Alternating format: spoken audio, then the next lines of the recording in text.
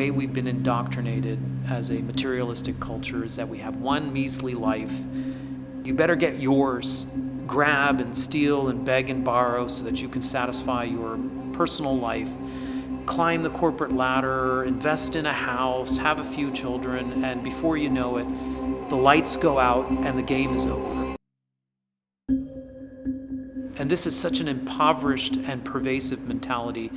It's born of the last 400 years since the age of reason. Prior to that, every culture on the planet understood who we are in a larger context, that we're souls evolving and learning life lessons, and that we are infinite, that there's no beginning and that there's no end, and that we're not these material bodies.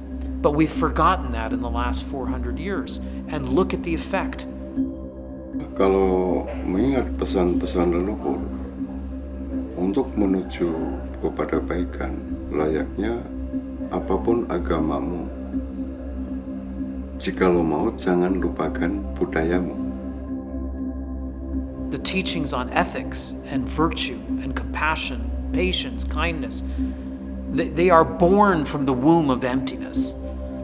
And it is universal, whatever tradition that you go to, if they've had a mystical experience, if they've had a psychedelic experience, if they've been deep in prayer, if they've gone into that zone of emptiness, if they've transcended the dualities and hit unity consciousness, which all of them describe, then they also come out of that with their doctrine or their commandments of recommendations and prescriptions for how to live with each other on a planet. In my humble opinion, none of them are more articulated, well articulated in a science and well articulated in a series of technologies and practices than in the Mahayana tradition of Buddhism.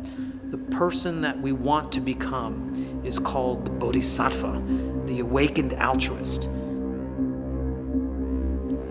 The real taste is in altruistic attitude and altruistic wisdom. That's the ultimate goal. That is the ground, that is the path, that is everything.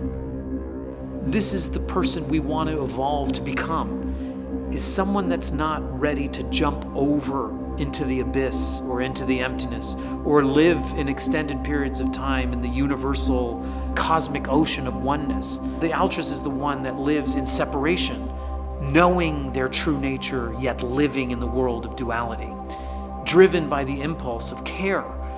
So this is what's so powerful. It's not an escapist philosophy, it's a constructivist philosophy. What's the right foot to lean in towards? Love and compassion.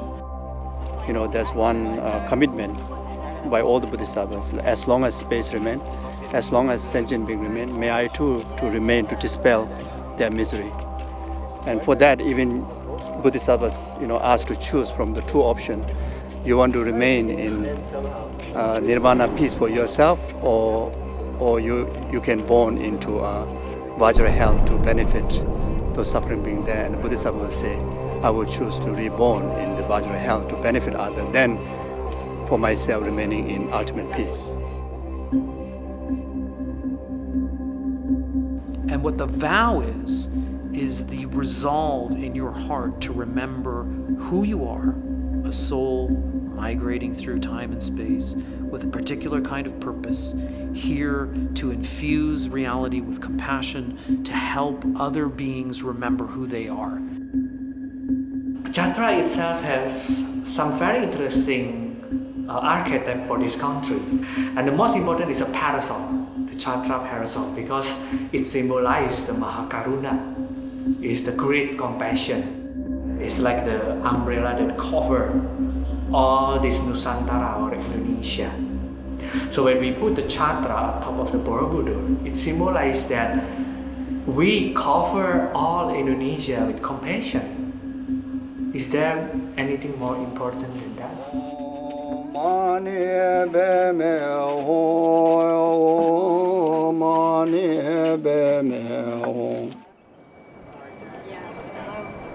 Sometimes being the last can get the best.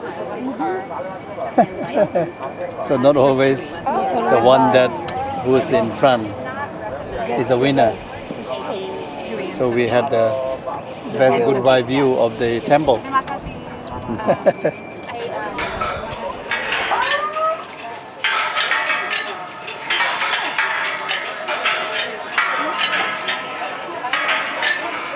there would have been a covered rooftop all the way in the back there.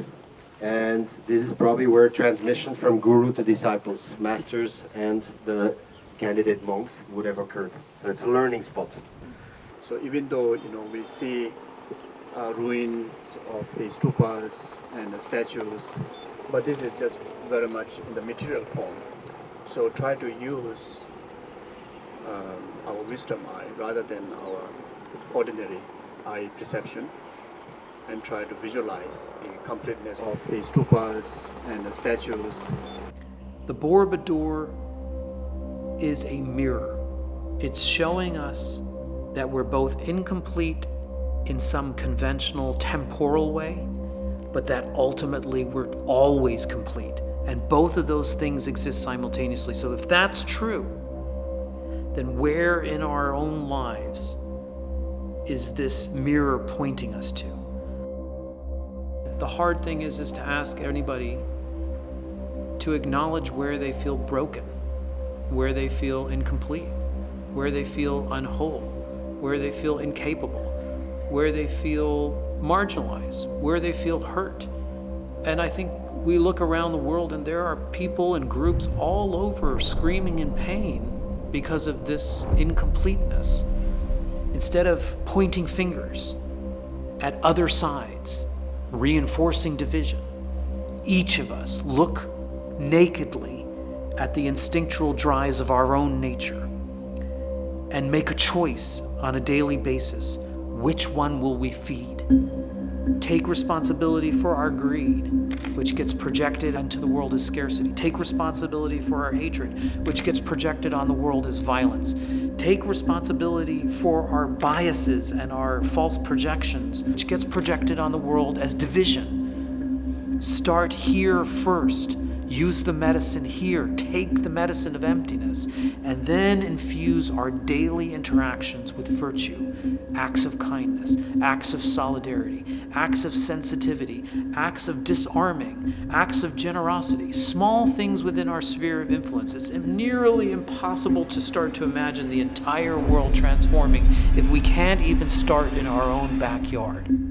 No more hiding, no more bargaining, no more sidestepping. Go deeper into that, and then from there a portal will open.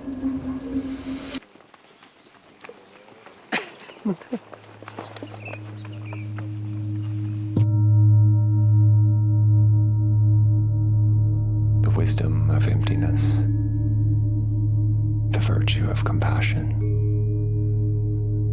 It sounds great until I remember that these are still just words. If you can't tell, I like words. I like thinking. I like thinking that words can get me to where I want to go. Until I remember